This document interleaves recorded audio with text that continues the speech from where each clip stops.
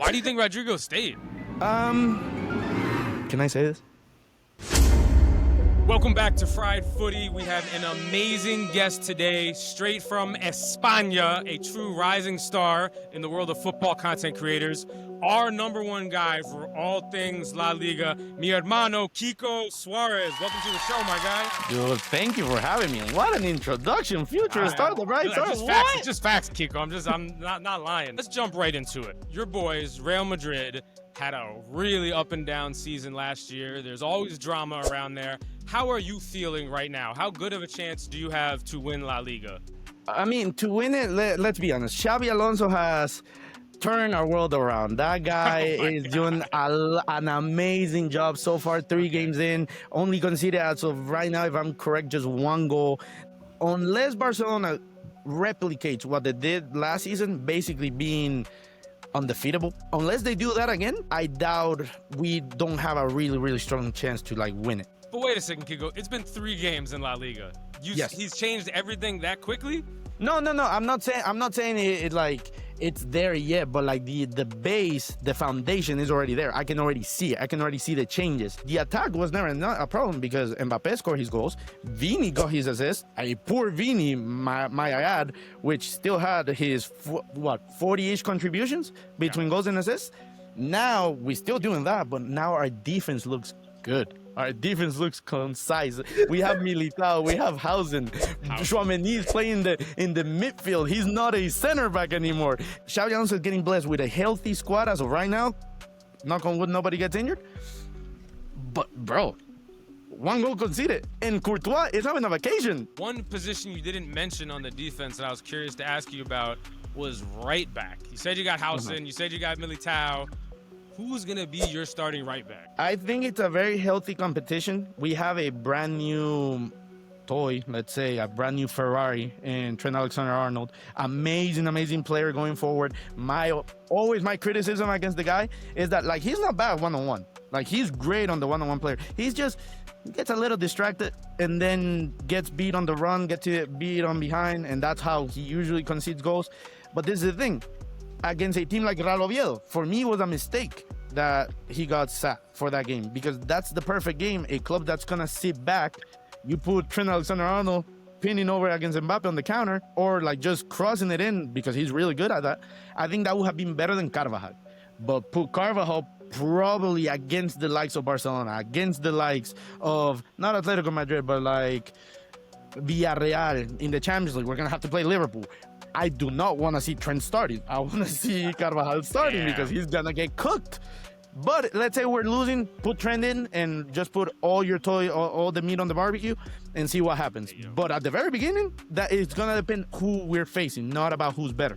Do you really think Xabi Alonso would bench Trent against Liverpool with all that probably means to him? No, I doubt it. I doubt Trent would even let it happen. He'll probably go into that stadium unless he's injured with the idea of scoring a goal. How have you felt about Mbappé as a number 9? I think there was a lot of speculation that Gonzalo García might be a more natural fit at that position, maybe letting Mbappé get back to left wing where he's thrived. The speculation was from Brad, by the way. Yeah, I'm about to say the speculation was from Brad. I've seen that on the... It's from Brad and him watching a little bit of the World Cup. It was just Brad. That's all it is. Don't get it. It was just Brad's speculation. There may be some truth to that. I'll be honest with you.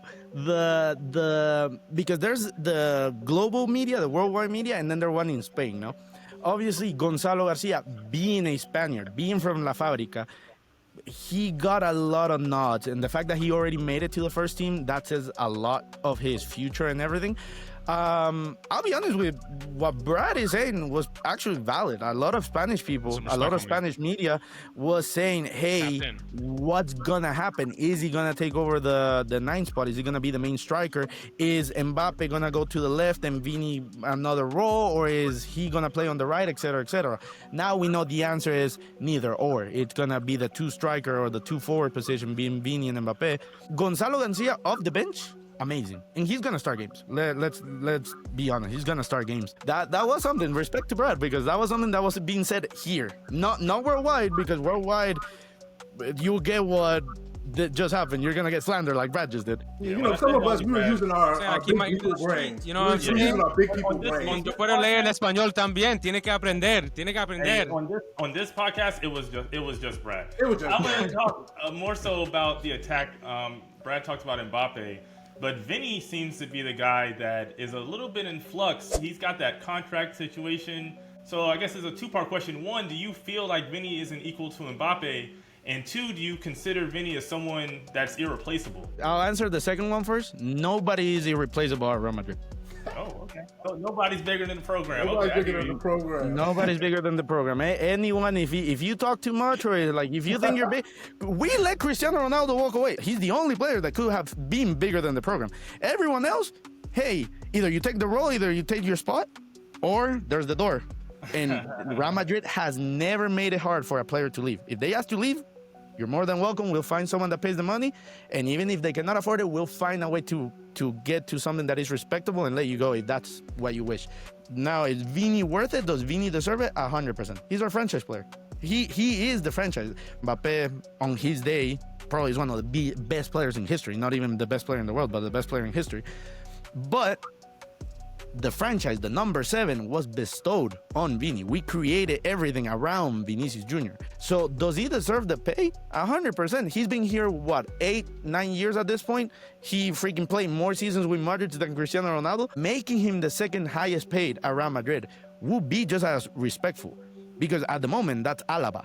And Alaba, I haven't seen that guy play in months. And whenever he shows, I think I'm seeing a ghost. Real Madrid Twitter and Real Madrid fans, they're very dramatic and their patience is very, very short. Right now, what is like to you the most ridiculous thing that you see Real Madrid Twitter, Real Madrid people mad about, complaining about, demanding change? What's happening? I'll be honest with you. Right now, that is a always evolving thing. Like, obviously, you guys know the whole Rodrygo saga and everything that I had to deal with that every single day. I'm actually happy that he stayed because he's too good to like just be gone, but like he's too good to be on the bench. That was you reported that he was gonna be sold to Arsenal, right? So what I was told is that he was leaving 100%. Like he was gonna leave, and Arsenal was the main team because Arsenal talked to him, according to what I was told, that he liked the project and everything, and he was really, like I said, Real Madrid, if you tell him leave or I want to leave, they're gonna make it easy for you. So I was told that he was just tendering between the idea of, hey, let me prove myself to Xabi Alonso during the FIFA Club World Cup. He gets benched, so everything that I was told was basically spot on because he got benched. I was, they're just protecting the asset, they're gonna announce it afterwards. Eventually he decided to stay. And now I can tell you because now I just thought about it, that Rodrygo is better than Vini. That's the one thing that I see a lot on Twitter, that, like if he wasn't out of position, I'm like, no. Solari had the option of bringing Vinicius up or Rodrygo. And Rodrygo was already in the first team getting minutes. And the one that became the starter when Hazard went down was Vini. So we had 3 managers. Randomly 3 people that get paid for this, but the Twitter agenda, no, Rodrygo's better.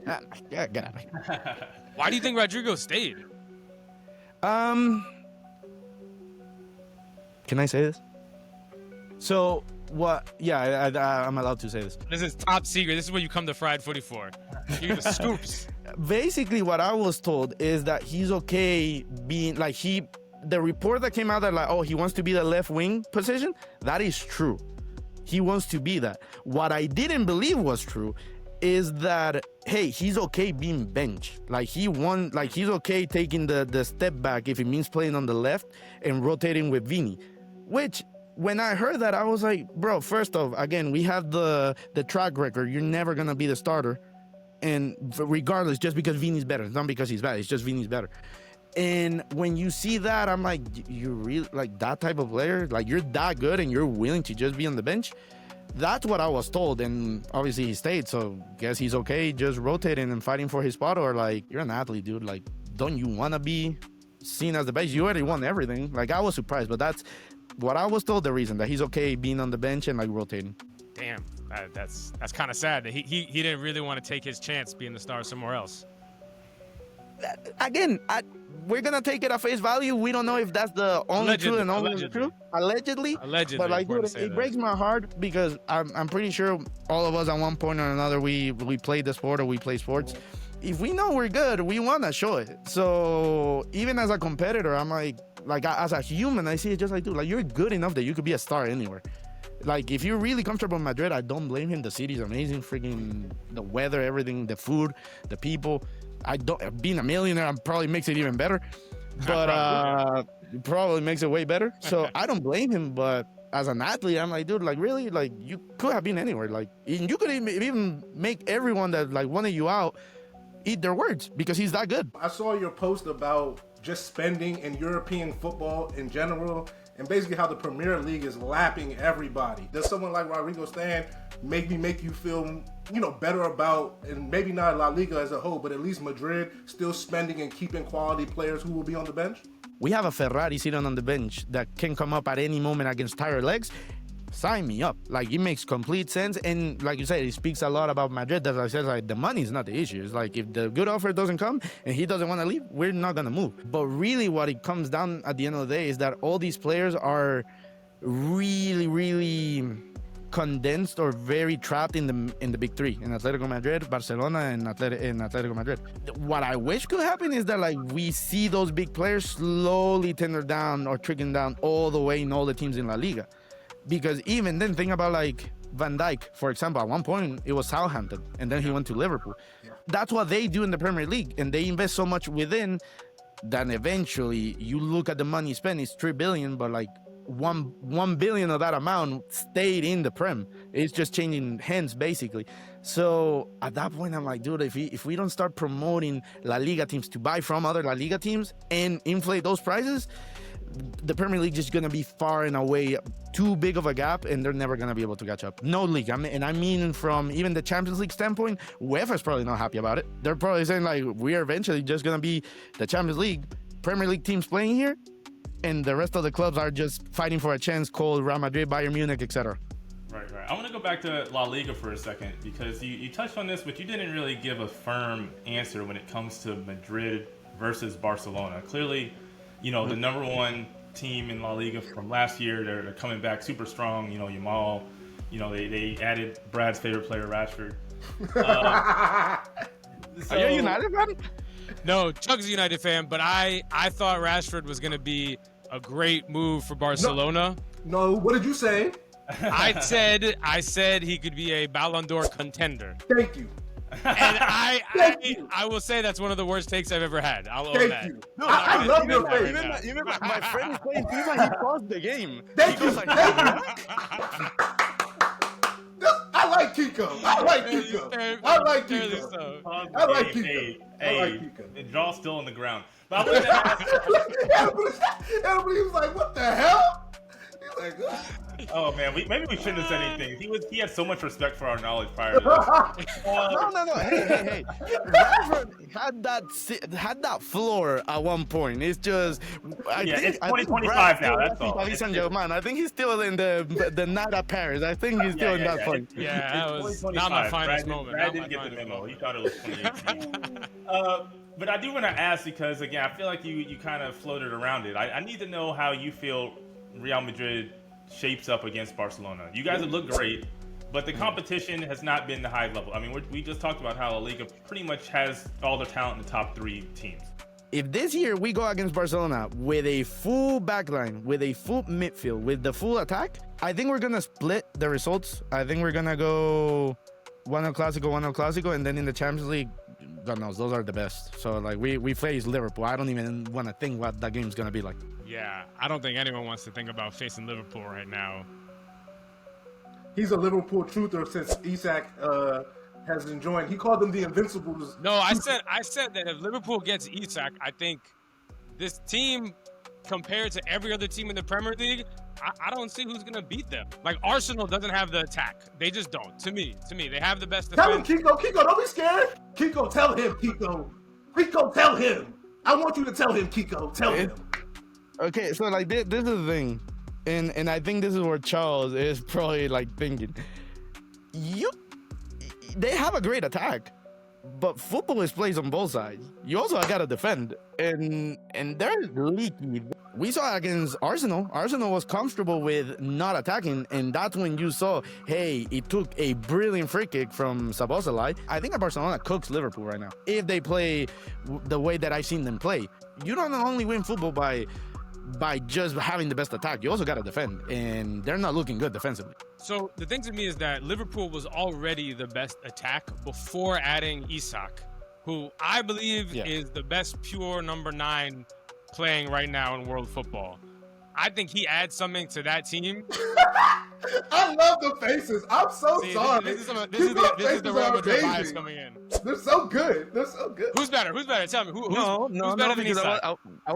Haaland? Did he retire? You look at last year Haaland, last year Isak. If you look at all the different ways Isak can score, I think you can make the case. Like Chuck and Rodney, who are you taking, Isak or Haaland? Kiko, I know has got Haaland. You're taking Haaland too? No. I'm taking Isak, but that's what I'm the saying. No, but I don't think it's. You just said no doubt. I just don't think it's. Nah, there's Haaland doubt. got 4 goals in 3 games so far. Like, you know, like he's a goal scorer. Like, that's what he does. I'll give you this, Brad. He's a better player, but he's not a better striker per se, because at the end of the day, the job of a striker is scoring goals. I like Kiko because Kiko.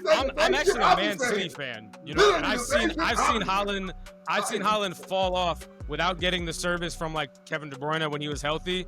And the thing that I like about Isak is he's got all these different ways he can score. Where Haaland, like, he kind of needs the perfect service.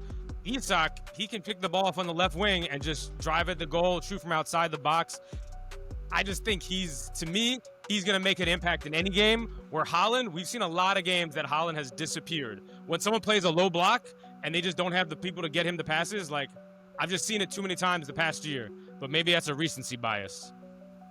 No, but I do agree with you in that sense, but like at the end of the day, then you're talking about it's a scheme issue. It's like the other manager found out, like, hey, this is how you cut Haaland, this is how you not get the service. So we're gonna block everything from Haaland. We're gonna have your team beat us, not you. With Haaland, he needs the system to work for him to work. Meanwhile, Isak, you put him anywhere, he's like a Messi in a sense. Like, you just put him and let the guy be. He's a genius. So like they're better players. No, he meant he's like no. Put him, yes. Don't. I got you, Kiko. We're not gonna let him do that to you. We're not gonna let him do you like that, Kiko. No. You talked about how, you know, outside of the Premier League, the institutions are basically going club first over player. Do you think that's because going player first, like we see in the NBA, for example, might empower these players a little too much for these owners' likings? Do you want tiring Kiko, or do you want like good fellow athlete Kiko? Nah, give me the real Kiko. The real deal. Tiring Kiko? They already have all the power in the world. And it pisses me off because these guys, we already saw it with Isak. We saw it with freaking, who was it? That's the one. Thank you, Garnacho. Garnacho told United. Yeah, Garnacho basically told United, either you send me to Chelsea or every single club that offers money for me, I'm not gonna take, and I'm gonna root in the bench until you sell me. You know how, like you said already, are they gonna get the power? They already have all the power. The only non-decision they have is saying literally to Real Madrid, I'm your player now. That's the only thing they cannot do. Real quick before we let you go, I would love to get your opinion on how the Premier League is going to shake out. You know, I know La Liga is your specialty, but I know you're super tapped into the Prem. Arsenal made a crazy amount of moves. Do you think they have enough to leapfrog Liverpool? No, at that point I do go with you. I think they're just too good. I think Liverpool is just too strong. Give us a top 4. It's Liverpool, Arsenal, Chelsea, Manchester City. Take that. No Tottenham. You still believe in Manchester City? Okay. Yeah, you still believe in Manchester City? They're starting off slow. Wait. I want to hear your guys' top 4. Do you not have Man City in your top 4? No, I do. I'm pushing an agenda. I'm getting them out of here. Okay. What's your top 4, Charles? Arsenal. I'll tell you my top 4. Liverpool, Arsenal, Chelsea, Tottenham. 3 weeks ago, you had Chelsea winning the league. Okay, what happened? Yeah, that's still the top. That's still not a top 4. That's still top 4. That's still top 4. Yeah, my top 4 is I'm gonna say those 3: Arsenal, Liverpool, Chelsea, and in that 4th spot, Wait, Chuck, you have Arsenal winning? Yeah, I still have Arsenal winning. I'm just looking for a fourth team because Man City just doesn't. I don't know if you check the way you guys were hurt last year. That's how Man City looks. Like everybody is injured on that squad. Every time I look up, they done loaned out all their good defenders. They only got like 2 help. Like it's just bad. And outside of Haaland, Marmoush, his ass is about to go back to Germany soon. So it's not looking like they thought it was. Yeah, they don't even Man have a City play. boy up top. He real quiet these days. He real quiet these days. You hear that bitterness from a Man United fan who has known nothing but pain for the past 5 years? I'm okay. I'm honest. When we're bad, we're bad. I don't lie. He's been asking me where I rate them. I'm like, listen, they're outside of the top 4. Man, you is not a top 4 team in the Prem. Man, he's not a top 10 team. I said they're gonna finish in the top half. But you see, this guy's a delusional. He said Man City was winning last year. He said they were winning UCL last year. Yeah, that hurt. That was a real big downfall. I do think Donnarumma is going to help Man City a lot. I do think Pep is totally changing his strategy as a keeper to get someone who's really, really risk averse, not going to make mistakes. I think it'll be Liverpool first, running away with it. Arsenal second, Man City third, and I actually think Tottenham might finish fourth.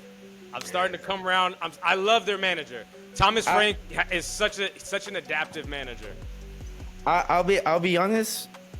I don't know why you guys didn't Tottenham. I'm sorry. Yeah, no. I didn't say these two. Please don't get it twisted. I'm not doing that. I'll state my case. 1, I'm a Tottenham fan. 2, Okay. I'm sorry. I'm a Tottenham fan. 2, Damn, that was cold. 2, the upgrade from coach. Similar to how you feel about Xabi Alonso, that's how I feel about Thomas Frank. Maybe even more so because I have less respect for Ainge than you do for Salati. So I think it's an even bigger gap in terms of the improvement that Tottenham got from coaching. And mainly, you see the biggest thing is the defense. Same teams. And when I look at the Tottenham transfer window, some people on this pod said they couldn't get anyone. But then when you look at the full scope and you get a new number 9, you get a number 6 in Paulinho who's very good. You get upgrades with Sarr and Bergvall who are young midfielders as well. You add Xabi Simons who we haven't seen yet. Kudus as well. This is a totally different team with a way better manager. And I think a lot of people are still, 1, looking at it because it's Tottenham, they dismissed him, and 2, because they finished so bad last season. But I just think it's a totally different team, a totally different coaching style. And I really rate Thomas Frank as a top 3 manager in the Premier League at minimum. You could argue that to me that he's the best right now.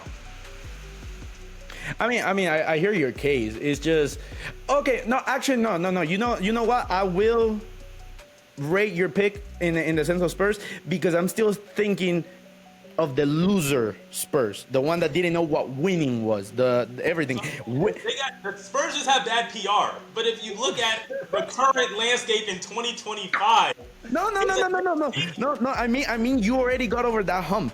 Like this is the thing, and I've always say this like about your rivals in London, Arsenal, is that until you don't win something, and miss me with the FA Cup, until you don't win anything of value, you don't get that monkey off your back. So Arsenal, I'm telling you this: the second Arsenal wins a Premier League or a Champions League, we are in for a tough time because you don't get that out. Like once you know how to win, that becomes part of your DNA. So that's why Spurs has always been like they're good, but like they're not gonna do anything. Now, because everything you said is true, but now you actually have silverware. You won a Europa League. Even if some people might not already as high as they should, even then I'm like, dude, they won something. That is already that pressure is no longer there. So now they can focus on, hey, it's not about the winning the first one, it's about doing it again. And doing it again, once you know how to do it once, it's easier than never doing it in the first place. So yeah, no, I'll rate you. Actually, you converted me. I don't think you're gonna be fourth. No, I don't think you're gonna be fourth, but I think it's more possible than what I thought it was before you saying anything. I'll take that. I'm about to say he did the same thing to me, Kiko. Don't. He's good. He did that to me as well. I just before you step, congratulations. I saw that you graduated LaLiga Business School about a year ago. So I just want to make some noise for you for that. And my only question is, how do you get involved with the LaLiga business? Like I'm trying to go get get some master's degrees and stuff. Like, do I put your name down? How do I get in there? I'll get you the right contact. Don't worry. I just want to make sure. Also, you know, we can come to Spain too. Yeah. Rodney speaks in Spanish. Yo puedo hablar. Un poco. Muy bien. Pues, si empiezo a hablar español, usted está. Sí, vamos a hablar si tú quieres. No, whichever. I'm talking for RD. My boy looked lost for a second. He's like, what are you saying? No, but it is in my plans of obviously growing. We know what social media is about. It's a community. It takes a village. All right, Kiko, my guy. Thank you so much. We'll be checking in with you soon. No, absolutely. Hey, guys, thank you for having me. It was great. It was great meeting you guys, putting a face, and actually, like, enjoying this. And by all means, obviously, I'm going to have a time restraint because of the job. But if you ever guys need anything or, like, if want me on here again, hopefully I didn't annoy you guys too much. And you said, like, yeah, we'll get the Honduran kid in again. After Madrid plays Barcelona, I'm sure we're going to... We calling you ASAP. Go for it, dude. Freaking. Hopefully, it's a happy Kiko and not a turning the lights off and just be like, hey, I'm just here to avoid a fine. Kiko, are you ever up late at night and do you ever think to yourself, yo, I gotta watch Lamine Yamal play for Barcelona for like 10 years now? That would give me nightmares as a Madrid fan. I'll be honest with you, not once. That kid, he's good, but the only player that has ever like taunted me in a sense was Messi. And if it took the greatest player of all time or in that pedestal to get like something on me, bro, I mean, he's great, but like unless he gets to that level, I just enjoy watching him. How would you describe how Messi taunted you? How you felt it? Brother, every other game, I just see that little freaking Argentinian show up. And I'm like, he's gonna make something happen. We just gotta make sure to nullify it. Usually the biggest nullifier was Cristiano, which in my opinion, in the history of football, there's been maybe 30 players that you started the game winning 1-0. Cristiano, Messi, R9, Prime, now Benzema's in that conversation, etc., etc. Messi was that. And the greatest nullifier was Cristiano because that made it 0-0. Lamine, I don't go into the games thinking, well, we're already losing 1-0. Like, you see, that's what it is. That's the thing. Meanwhile, I said it the other day. Haaland, I already think we're losing 1-0 when we're playing against him. Even if he doesn't score, I'm like, he's the one player that guarantees you a goal, a scoreboard change. So that's really what it is. Okay, last question, final question, because we've taken so much of your time. I just need to know, Messi or Ronaldo? Who are you taking? Oh, Ronaldo every day. Ronaldo's my guy, dude. I freaking he was there. Not like again. I'm already old enough to the sense that like Messi, when everything's said and done, he's the greatest player of all time. You know, because he has the accolades. But and I did made a video that like if he won the World Cup, there's really no argument against him. He already has everything else to make the argument. But there is a World Cup in 2026, and Portugal looks really, really good. If Portugal was to win the World Cup and Ronaldo gets 1,000 goals, hey, let's just say that conversation becomes open again. Because I already think it's 1A, 1B. Like, you can alternate. I don't care. Like, as long as you put Cristiano at second, I really don't think your opinion is wrong. But it's when I start seeing like, oh, it's Messi first, then Pelé, then Maradona, then Cruyff, then Zidane, blah, blah, blah, blah, blah. I'm like, oh, so the Portuguese fellow doesn't exist in your eyes. Yeah, you don't know anything. I like this agenda. I like this agenda. So if Portugal wins the World Cup, are you going to come out and declare him the GOAT? I will. You're kidding me? I'm freaking Chuck going is in. coming with you. I don't know what streets in Spain I will be, but I will be screaming. He's the GOAT. I'm riding with Kiko. Let's see R7. Come on, stop playing.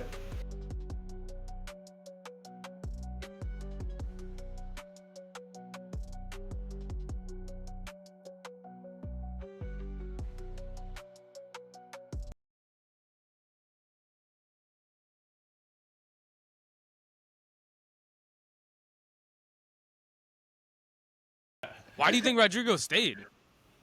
Can I say this?